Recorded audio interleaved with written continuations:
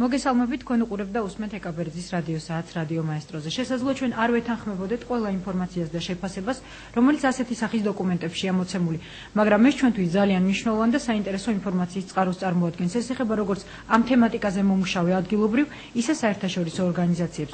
ასე გამოეხმაურა დღეს პრეზიდენტის ადმინისტრაცია Human Rights Watch-ის ანგარიშს, რომელშიც სხვა ქვეყნებთან ერთად საქართველოში 2011 წლის მანძილზე მომხდარ ადამიანთა უფლებების დარღვევებზეა საუბარი. გადაცემის პირველ ნაწილში Human Rights Watch-ის ანგარიშს სახალხო დამცველთან გიორგი ტუღუშთან ერთად შევაჯამებთ. გადაცემის მეორე ნაწილში ივანიშვილისთვის საქართველოს მოქალაქეობის აღდგენის საკითხზე ზაქარია ქუცნაშვილთან ვისაუბრებთ. ჩვენი ტელეფონის ნომერია 249-460. თქვენ შეგიძლიათ დარეკოთ პირდაპირ ეთერში და დასვათ თქვენთვის საინტერესო შეკითხვა ჩვენ სტუმრებთან. ბატონო გიორგი, მოგესალმებით. უმრავლესობის ერთ-ერთი წარმომადგენლის ნუგზარ ციკლაურის სიტყვები მინდა გაგაცნოთ, რომელმაც განაცხადა შემდეგ იმ სფეროებში, სადაც ჩვენ მივიჩნევთ, რომ ეს კრიტიკა არის სამართლიანი. Human Rights Watch-ის ანგარიშს ეხება მისი ეს განცხადება. შესაბამისი ღონისძიებები იქნება გატარებული, ხოლო სადაც შესაძლოა ნაკლები ინფორმაციის ან სამხრივი და მიკერძოებული ინფორმაციის გამო მოხსენებაში იკვეთება რაიმე სახის პრობლემები, ჩვენ ამაზეც მიუთითებთ. ეს არის ჩვეულებრივი სამუშაო პროცესი. მე მაინტერესებს, რამდენად არის შესაძლებელი, რამდენად უშვებთ იმას, რომ Human Rights Watch თავის ანგარიშში ჰქონდეს მოყვანილი ნაკლები ან სამხრივი ან მიკერძოებული ინფორმაცია. რა თქმა უნდა, პირველში უნდა აღვნიშნო, ეს არ არის პირველი ანგარიში Human Rights Watch-ის, რომელიც ასახავს ადამიანის უფლებათა დაცვის მდგომარეობას საქართველოში. Human Rights Watch-ი ბოლო რამდენიმე წელი აქტიურად მუშაობს საქართველოზე, როგორც ბევრ სხვა ქვეყანაზე და რა თქმა უნდა, გარდა წლიური ანგარიშისა, Human Rights Watch-ი წლის განმავლობაში, როგორც წესი, ერთ ან ორ სპეციალურ ანგარიშსაც ამზადებს. თემატიკიდან გამომდინარე. ერთ-ერთი ბოლო ანგარიში, რომელიც Human Rights Watch-მა წარმოადგინა, ეხება სწორედ ადმინისტრაციული პატიმრობის გამოყენებას საქართველოში. აქაც არის ამაზე. ხო, რა თქმა უნდა, ანუ მოიცა ვთქვათ, ეს თემა საკმაოდ ფართოდ არის გაშლილი და დეტალურად არის შესწავლილი Human Rights Watch-ის მიერ სპეციალურ ანგარიში. რა თქმა უნდა, ხა წლიური ანგარიში როგორც წესი ბევრ დასაბუთებას არ შეიცავს, იქიდან გამომდინარე, მისი ფორმატი აბსოლუტურად სხვა ტიპის არის, მაშინ მითითებულია რამდენიმე ძირითადი პრობლემა, რომელიც Human Rights Watch-ის ხედვით იყო ყველაზე მნიშვნელოვანი ადამიანის უფლებათა დარღვევების კუთხით. ხა გავყვეთ ჩვენ ქრონოლოგიურად, მე ზუსტად არ ჯერ მაინტერესებს თქვენი აზრით, ანუ რას ეყრდნობა ეს Human Rights Watch-ის ხედვა, რასაც თქვენ ბრძანებთ, ანუ არის რამდენი პროცენტით მიგაჩნიათ სანდოთ ეს ინფორმაცია, რაზე დაყნობითაც ისინი აკეთებენ დასკვნას. Human Rights Watch-ის ანგარიშები მე ზოგადად სანდოთ მიმაჩნია, ჯერ ამას გავხსნათ ხაზი, რაც შეეხება Human Rights Watch-ის საქმიანობას ზოგადად. ეხლა მე არ მგონია რომ სახალხო დამცველის ხედვით მაინც კორექტული იქნება, ვთქვათ, ყველა დეტალში ჩავეძიო სპეციფიკის, თუმცა იმას მაინც ვიტყვი, რომ ეს არის ერთ-ერთი გამონაკლისი ორგანიზაციებს შორის, რომელსაც მუდმივად ყავს საქართველოში საკუთარი მკვლევარი. არის ადამიანი, რომელიც მუშაობს მუდმივად საქართველოში, ადგილზე სწავლობს სიტუაციას და Human Rights Watch-ი მე ვიტყოდი, რომ არ გამოირჩევა არანაირად, ვთქვათ, იმითი რომ რაიმე სახის დაუსაბუთებელი და უსაფუძვლო ინფორმაციებზე დააყნოს ხოლმე საკუთარი ანგარიში. ამ ორგანიზაციას აქვს იმის რესურსი, რომ როგორც წესი საკუთარი შეფასებები დაეფუძნოს გამოკვლეულ მტკიცებულებებს და ასევე კონკრეტულად იმ ადამიანის ნამუშევარს, რომელიც მუდმივად იმყოფება ქვეყანაში. რა თქმა უნდა, ახლა შეიძლება ვიღაცა რაღაცას იზიარებდეს, შეიძლება თქვათ ვიღაცა თვლიდეს, რომ რაღაც პრობლემა უფრო მწვავეთაა დანახული, შეიძლება ზოგიერთ პირიქით თვლიდეს, რომ რაღაც პრობლემა საერთოდ არ არის დანახული, რომელიც თქვათ შეიძლება მნიშვნელოვანი იყოს, მაგრამ ფიქრობთ, რომ აი ამ ანგარიში არ არის რაიმე პრობლემა, რაც თქვენ მიგაჩნიათ, რომ არის პრობლემა. მე ვიტყოდი, რომ ყველა ეს პრობლემის საკითხი, რომელიც წლის განმავლობაში იგივე იყო სახალხო დამცველის ყურადღების ცენტრში და ასევე ის საკითხები, რომლებზეც ვთქვათ, გარდა იმისა, რომ გაკეთდა ზოგადი შეფასებები, ასევე გაიცა კონკრეტული რეკომენდაციები დარღვეული უფლებების აღსადგენად, მე ვიტყოდი, რომ დაახლოებით 90% ემთხვევა იმას, რაც იყო მოყვანილი, ვთქვათ, ეს იქნებოდა ომბუდსმენის ანგარიში თუ ზოგადად ცალკეული რეკომენდაციები მიმართული ხელისუფლების სხვადასხვა ორგანოების მიმართ. ხა ქრონოლოგიურადაც რო გავყვოთ, ვთქვათ, აქ საუბარია 26 მაისზე, თქვენ იცით, რომ გავყვებით აუცილებლად, თქო მანამდე მაყურებელი არის ჩვენს ეთერში, მოდით მოусმინოთ შეკითხვა, შემდეგ უკვე კონკრეტულად ვისაუბროთ იმ კონკრეტულ თემებზე, რაც არის ანგარიში საქართველოსთან მიმართებაში, რა კრიტიკაც არის. გისმენთ თქვენ ეთერში ხართ? გამარჯობა, გამარჯობა ბატონო გიორგი. მე ჩემი ისტორიას მოგიყვებით 26 მაისთან დაკავშირებით. მე მონაწილე ეს რამეს ვიტყვი, პარტიის წევრი არა ვარ, სახალხო კრების წევრი ვიყავ. ესე იგი, როდესაც ის გააკეთა ამ რეჟიმმა, რაც გადაკეთა, ეს ყველა მიმართულებით წასვლა და ხალხის ჩახოცვა დაიწყო. ამის შემდეგ დაპატიმრების შემდეგ ჩემ თავზე გეტყვით ახლა 45 გამოგვიშვეს იქიდან 26-ში როგორც აი 45 წლის ასაკის ზემოთ ვიყავით და ეხლა გადავსებული იყო 900 კაცამდე ვიყავით დაკავებული 28-ში ამის 12 საათზე მოვიდნენ და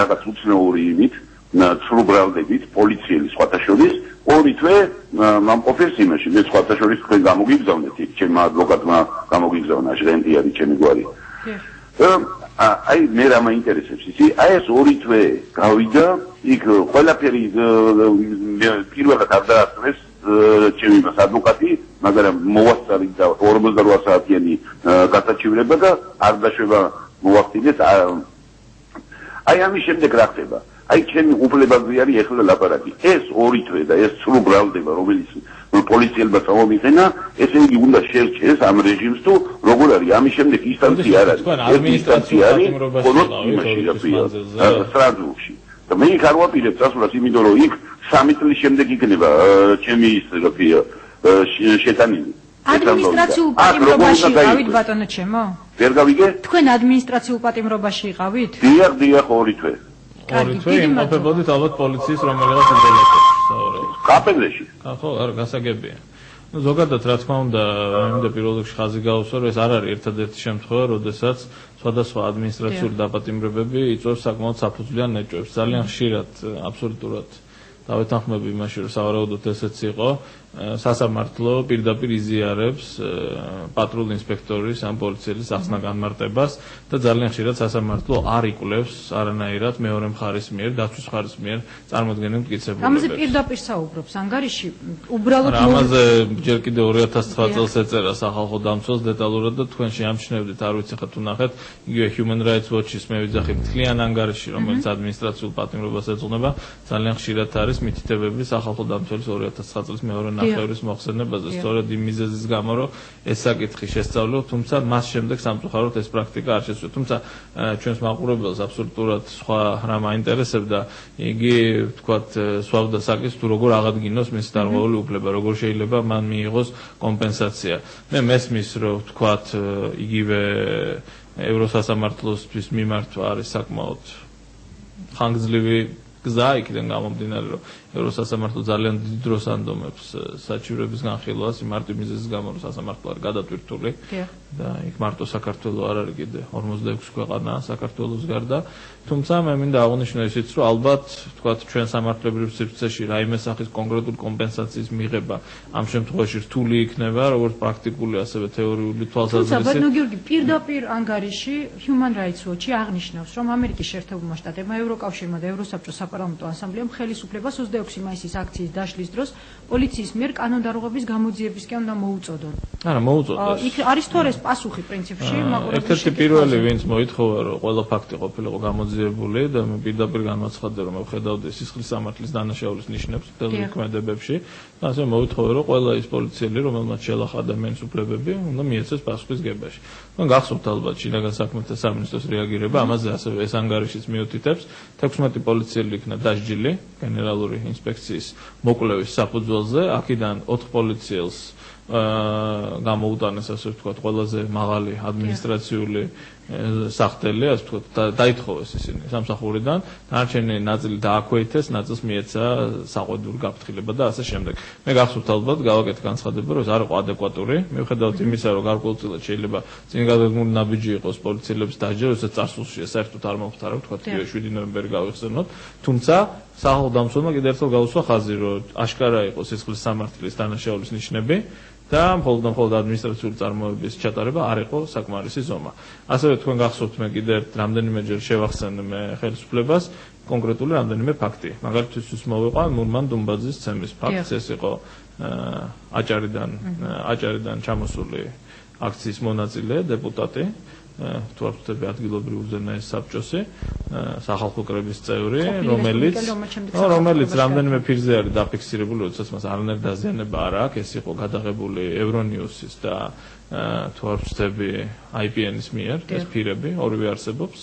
ამის შემდეგ ჩვენ მას ხვდებით თელავის დროებით მოთამაშეების იზოლატორში საკმაოდ ძიმე ხარისხის დაზიანებებით. მე როგორც ვიცი, გამოძიება ჯერ კიდევ მიმდინარეა ამ საკითხზე, თუმცა არანაირი კონკრეტული, არც ერთი კონკრეტული პირის პასუხისმგებლობის საკითხი მე მგონი ჯერჯერობით არ დასმულა ყოველ შემთხვევაში, ეს ინფორმაცია მე არ გამაჩნია. იყო ასევე 12-ზე მეტი მსგავსი შემთხვევა, როდესაც პირები მიუთითებდნენ, რომ მათ ფიზიკური შეურაცხყოფა მიაყენეს უკვე აქციის დაშლის შემდეგ პერიოდში. ანუ ტერიტორიაზეც არა, რუსთაველის, როდესაც ისინი გაიყვანეს, ზოგი მიუთითებდა პოლიციის შენობაზე, იყო რამდენიმე ფაქტი რეგიონები და სადაც ისინი მიუთითებდნენ, რომ ისინი ცემეს პოლიციელებმა დაკავების შემდგომ პერიოდში, თუმცა ჯერჯერობით მე არანაირი ინფორმაცია არ მაქვს და ეს ალბათ ესეც არის, რომ არც ერთი პოლიციელი იმისთვის არ დასჯილა, რომ რეალურად, ვთქვათ, მათ ჩაიდინეს კანონდარღვევები აქციის უკვე დაშლის შემდგომ პერიოდს გულისხმობ.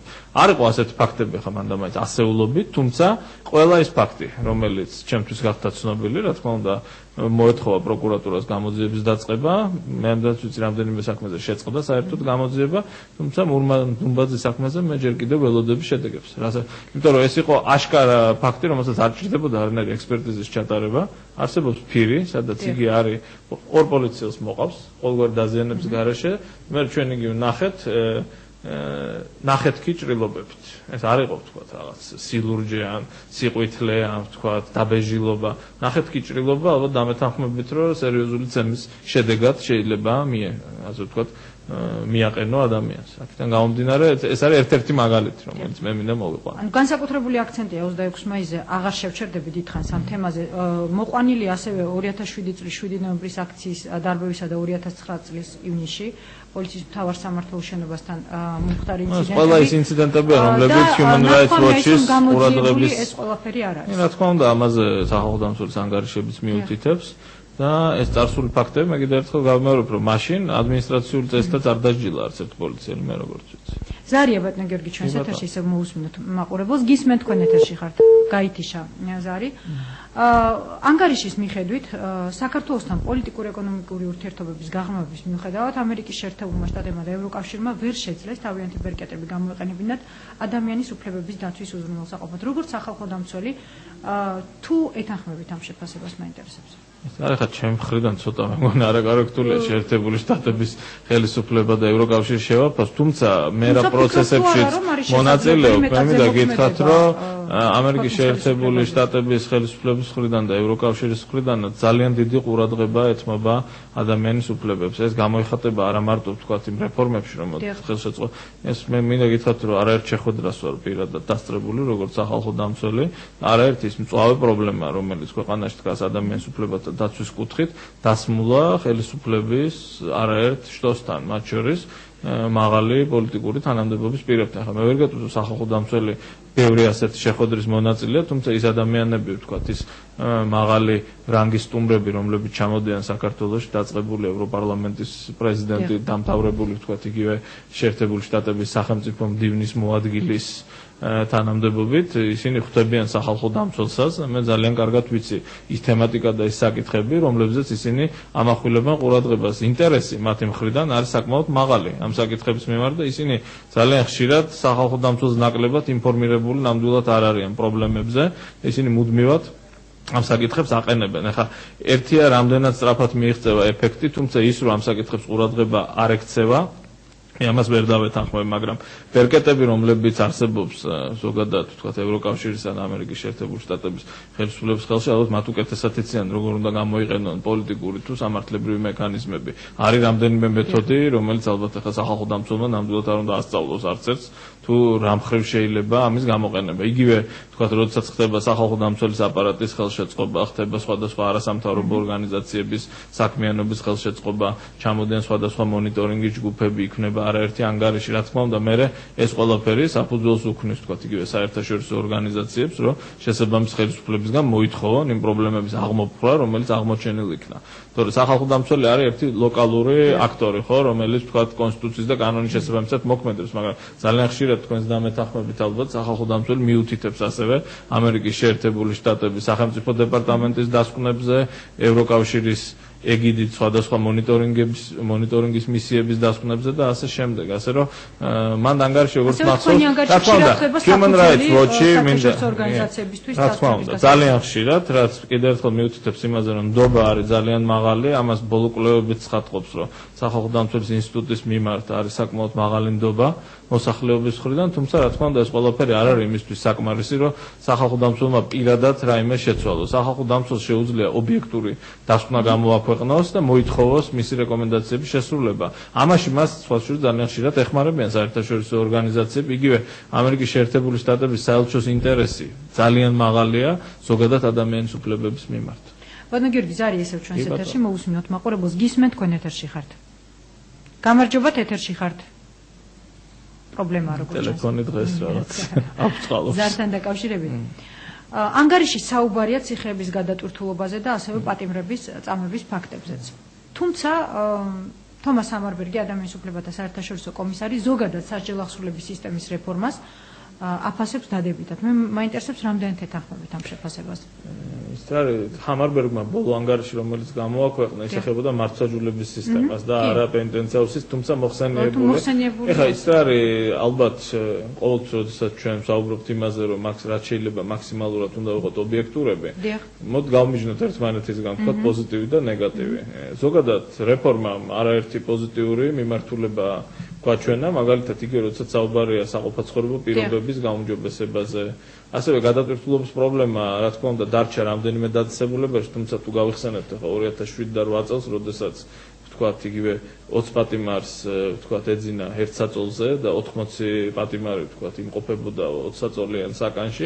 ეგეთი მდგომარეობა დღესდღეობით არ არის, მაგრამ არის დაწესებულებები, სადაც საკმაოდ მძიმე პირობებია დღემდე და სახალხო დამცველმა არაერთხელ აღნიშნა, რომ იქ არსებული მდგომარეობა უთანაბრდება ღირსების შემლახავ და არაადამიანურ მოპყრობას. საუბარია ზუგდიდზე, ბათუმზე, ასევე თბილისის ნომერ 1 საპყრობილეზე, რომელიც არც შორს არის თბილისის ცენტრიდან და ასე შემდეგ. მაგრამ ზოგადად ჰამარბერგმა ბოლო მის ანგარიში დიდი ყურადღება დაუთმო სასამართლო სისტემის ფუნქციონირებას, ასევე საგამოძიებო ორგანოების საქმიანობას, მაგრამ რა თქმა უნდა აღნიშნა ხა ის პოზიტიური ცვლილებები, რომლებიც აყეზეა საკანონმდებლო ცვლილებები, ვთქვათ, იგივე გარკვეული გარანტიების გაუმჯობესება, რომლებიც ვთქვათ უნდა ქმნიდნენ სასამართლოსთვის დამოუკიდებლად ფუნქციონირების პირობებს, პენტენციალურ სისტემაში საყოფაცხოვრებო პირობების გაუმჯობესება, მკვეთრი, მთელი რიგი საკანონმდებლო ცვლილებები, ამაზე ყველა ანგარიში მიუთითებს. ამასთან დაკავშირებით, ანუ საპრობილებში მდგომარეობასთან დაკავშირებით, გავრცელდა ინფორმაცია, რომ გლდანის ნომერ 18 სამკურნალო დაწესებულებიდან შაბათ-ღამეს გამოასვენეს 2 ცხედარი.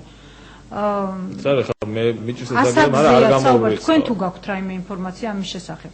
არც ერთი გარდაცვლილი საუბარი ასაკზე, თითქოს ერთი პატიმარი იყო 21-22 წლის, შემდეგი მეორე იყო 44-ის და ასევე საუბარია იმაზე, რომ ისინი იყვნენ ნაცნობები. ალბათ ამ ორივე პატიმარს ჰქონდა გვარიც და სახელიც. ალბათ უკეთესი იქნება, რა თქმა უნდა, არც ერთი გარდაცვლილი პატიმარი სახალხო დამცველის ყურადღების მიღმა არ რჩება.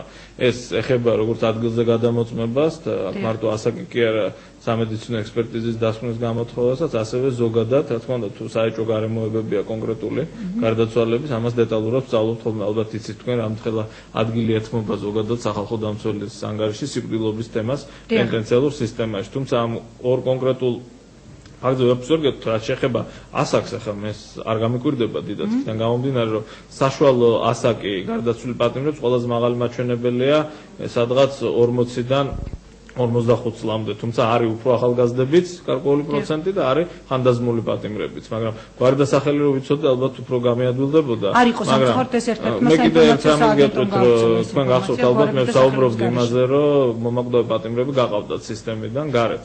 თუმცა წელს ეს ტენდენცია აღარ დაფიქსირებულა და საუბარია იმაზე, რომ უმეტესი გარდაცვლილი პატიმარი დაფიქსირებულია სწორედ ჭაურდებულთა და ბრალდებულთა ნომერ 18 სამკურნალო დაწესებულებაში. დაახლოებით 50% ყველა გარდაცვლილი აქედან გამომდინარე, ხა იცით რა არის მე ადრე ის მომისმენია რომ თქვა ტომრებით გაიტანეს და მანქანას დატვირთეს ეს არ იყო ასე თქვა სარწმუნო და დამაჯერებელი ინფორმაცია მაგრამ ის რომ იქ ვინმე გარდაიცვალა მე ამას არ სიგნალი მოდის ამას თქვენ ამოწმოთ ხოლმე თუ თქვენ რა თქმა უნდა ადგილზე იმიტომ ჩვენ შეგვიძლია შეუზღუდავად შევიდეთ და დამიჯერეთ ახლა გარდაცვალ პატიმარს ვერავინ ვერ გააქრობს იქიდან გამომდინარე რომ ეს ფიქსირდება რამდენიმე ადგილას აქედან გამომდინარე ძალიან რთულია შეიძლება შენ საერთო სიაში არ მოგაწოდან ვიღაც მონაცემი მაგრამ ადგილზე რა თქმა უნდა ამის დამალვა არ ხდება ზარია ისევ ჩვენს ეთერში ბატონო გიორგი გისმენთ ეთერში ხართ ალო გამარჯობათ ესეთი კითხვა მაქვს მე ბატონ გიორგისთან რამე ამინისტიის შესახებ თუ გაქვთ თქვენ რამე ინფორმაცია თუ აპირებენ რამეს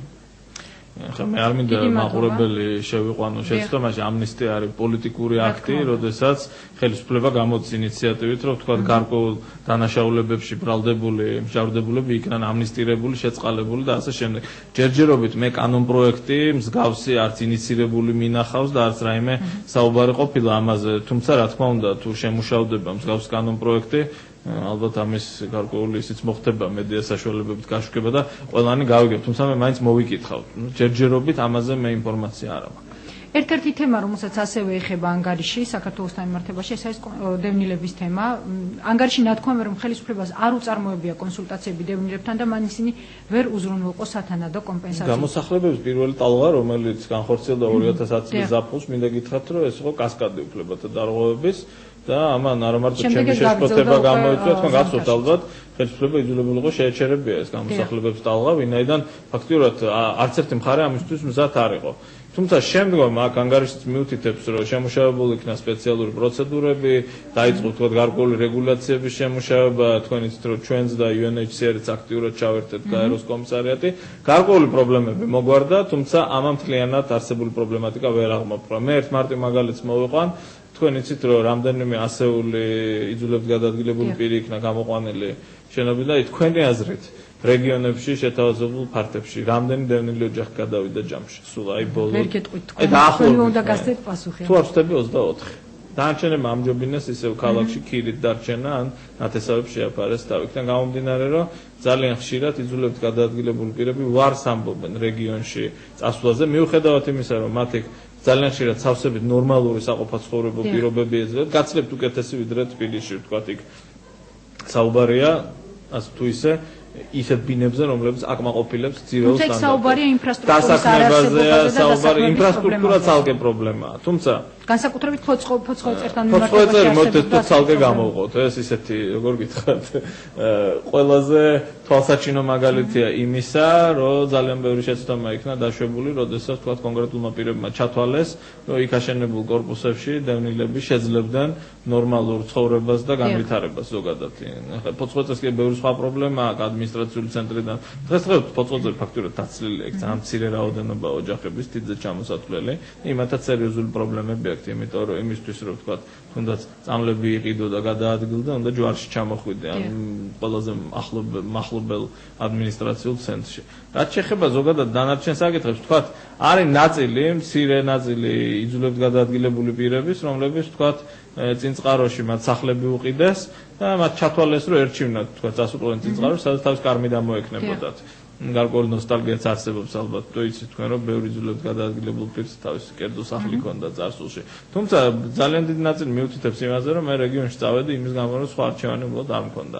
და გასაგებია, მე არანაირად არ ვარ იმის მომხრე, რომ თქვათ რეგიონი ცარიელი უნდა იყოს და მხოლოდ და მხოლოდ ქალაქში შეეთავაზოს ყველას საცხოვრებელი, მაგრამ აქ ეს ადამიანები კონკრეტულ გარემოებებს უსვამენ ხაზს, მას სჭირდებათ საარსებო წყარო, როდესაც მიდიან რეგიონში. ხა ზოგი თუ თქვათ მცირე ბიზნესით ირჩენს თავს ან რაღაცა საცალო ვაჭრობითაა დაკავებული, ცხადია რომ ვთქვათ საფუძვლიანად ამ ადამიანებს უჩნდებათ იმის შიშიც და ეჭვიც, რომ იქ ამას ვერ შეძლებენ, რაც რიგ შემთხვევებში აბსოლუტურად გამართლებულია. საუბარი იყო იმაზე, რომ სამინისტრო დაიწყებდა მიზნობრივი პროგრამების განხორციელებას იძულებით გადაადგილებულ პირთა დასაქმებზე. რეალურად არაფერი არ გაკეთებულა. მიწები დაურიგეს. ანუ იყო თუ არა საჭირო წინასწარ უზრუნველყოფა, თუნდაც იმ ტერიტორიების, სადაც აპირებდნენ დევნილების გადასახლებას იმისთვის, რომ მათ ელემენტარულად არსებობის საშუალება ჰქონოდა. რა თქმა უნდა, ინფრასტრუქტურა შეგვიძლია თუ არა ვთქვათ, რომ სახელმწიფო, როდესაც ანხორციელებდა დევნილთა გამოსახლებას თბილისიდან და მათ გადაყვანას რეგიონებში, არ გამოდიოდა დევნილების ინტერესებიდან. პირველი ტალღა აბსოლუტურად არ ითვალისწინებდა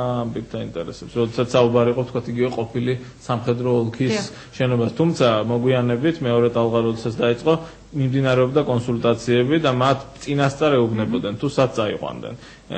მე მინდა იმასაც ხაზი გაესვას, რომ უმეტეს ამ იძულებით გადაადგილებულ პირებს ის შენობები მართალი უკანონოდ ეკავათ, მაგრამ რა თქმა უნდა ისინი იმყოფებოდნენ შესაბამის სამინისტროს მფარველობის ქვეშ, როგორც იძულებით გადაადგილებული პირები. ამიტომაც რა თქმა უნდა აუცილებელი იყო, რომ ეს პროცესი ყოფილიყო მომზადებული, ის ქონოდა ალტერნატივები შეთავაზებული და ქონოდა ასევე ინფორმირებული არჩევანის გაკეთების უფლება, თუმცა ძალიან ხშირ შემთხვევებში ეს პროცედურა იყო დარღვეული, რაც მოგვიანებით Human Rights Watch-იც ხაზს უსვამს, გარკვეულწილად გამოსწორდა, მაგრამ პრობლემა ის არის, რომ ძალიან ხშირად პროცედურების გამოსწორებაზეა უფრო აქ. პროცედურების გამოსწორებაზე და დაცულიც იქნა ძალიან დიდი ნაწილი ამ პროცედურების, თუმცა ამან ბოლომდე ის პრობლემა ვერ მოაგვარა. გარდა ამისა, ძალიან ხშირად გაცილებით უფრო ეფექტურად ხდება, ვთქვათ, დევნილთა გასახლება დიდ ქალაქებში, როგორც არის, ვთქვათ, ფოთი, ბათუმი, შეიძლება იყოს იგივე, ვთქვათ, მშენებლობები, რომლებიც წყალტუბოში მიმდინარეობს, მაგრამ აი ესე სპონტანურად, ვთქვათ, პატარ-პატარა სოფლებში, როგორც წესი, დევნილების ჩასახლებას არ თანხმდებიან.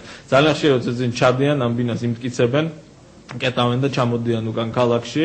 თავისი, ვთქვათ, ეკონომიური ყოფის გასაუმჯობესებას. ზარი ესევ ჩვენს ეთერში, ეს იქნება ბოლო ზარი გიორგი ტუღუშთან, თუმცა ჩვენ შემდეგ სტუმართან მაყურებელს ისევ ექნება შეკითხების დასმის საშუალება. გისმენთ თქვენ ეთერში ხართ. ალო მოგესალმებით. გამარჯობათ. მივესალმებით თქვენ სტუმარს, ბატონ გიორგი, ეს შეკითხვა მაქვს თქვენთან. 26 მაისიდან დახმარებას მინდა გთხოვოთ. მე წარმოვიდგენ სამოქალაქო ერთობის იურიდიულ სამსახურს ამ შემთხვევაში და 26 მაისის მე მგონი პიქს ქონდა და თორემ მაესტროს კადრები, როცა არასრულწლოვანი ბავშვის ცემის ფაქტი მოხდა. დიახ, ქუჩაში იყო, ამის ვიდეო კადრებიც არსებობს. პალიტრატივზეც იდო ეს კადრები როგორც. დიახ, და ხო არა გაქვთ ინფორმაცია კონკრეტულად ამ ბავშვის შესახებ, ან მისი ბედის შესახებ, რა ბედი ეწია ამ ბავშვს, როგორც კადრებიდან ჩანდა, რომ ჩვენთვის ცნობილია, ეს ბავშვი კაპეზეში იყო, საკმაოდ ძალიან სერიოზულად დაცემი გადაყვანილი და მე უბრალოდ 2 თვის განმავლობაში ვცდილობთ რომ მოვიდიოთ მისი ვინაობა დავადგინოთ, იდენტიფიცირება მოვახდინოთ და იქნებ დაგვეხმაროთ ბატონ გიორგი ამ ბავშვს. მე აუცილებლად უნდა ჩემი პრევენციის და მონიტორინგის დეპარტამენტის თანამშრომლებს ვკითხო, იმიტომ რომ ყველა პირი მოვინახულეთ, ვინც კი იყო დროებითი მოთავსების იზოლატორში მოთავსებული. ახლა ზუსტად ეს ბავშვი იყო თუ არა იდენტიფიცირებული არ მახსოვს, მაგრამ მე რა თქმა უნდა ამას მოვიკითხავ და თქვენ შეგიძლიათ ვთქვათ, იგივე ნათია იმნაძეს დაუკავშირდეთ ტელეფონზე, ორიანი დაემატა 2 23 44 99 და კითხოთ იქნებ მან ზუსტად იცოდეს თუ ვიზეა საუბარი, იმიტომ რომ ყველა ადმინისტრაციული პატიმარი და ასევე სისხლის სამართლის წესით დაკავებული პირები ჩვენს მიერ 26-ში, 27-ში და 28-ში ყველა იყო აბსოლუტურად 111 ადამიანი მონახულებული. თუმცა სხვაჩვენს არაერთხელ მქონდა მცდელობა 26 მაისის თემასთან დაკავშირებით მოსული სტუმრებისგან შემეტყო ვინმე თუ იცოდა ამ ბავშვის ვინაობა, მაგრამ ეს ვინაობა მე მინდა გითხრათ, რომ ჩვენც ვეცადეთ მახსოვს დაგვედგინა და ეს ინფორმაცია ვერ მოვიპოვეთ ვერანაირად და არც კონკრეტულად ამ ბავშვის ახლობელს მოუმართავს ჩვენთვის, თორე ისე მინდა გითხრათ, რომ ჩვენ სიაც გვაქვს იმ დაკავებული პირების, თუმცა ამ ბავშვზე მე კონკრეტულად ვერ ვიხსენებ ინფორმაციას. ძალიან დიდი მადლობა ზართვის, ძალიან დიდი მადლობა ბატონ გიორგი, სამწუხაროდ ჩვენი საეთერო დრო ამოიწურა.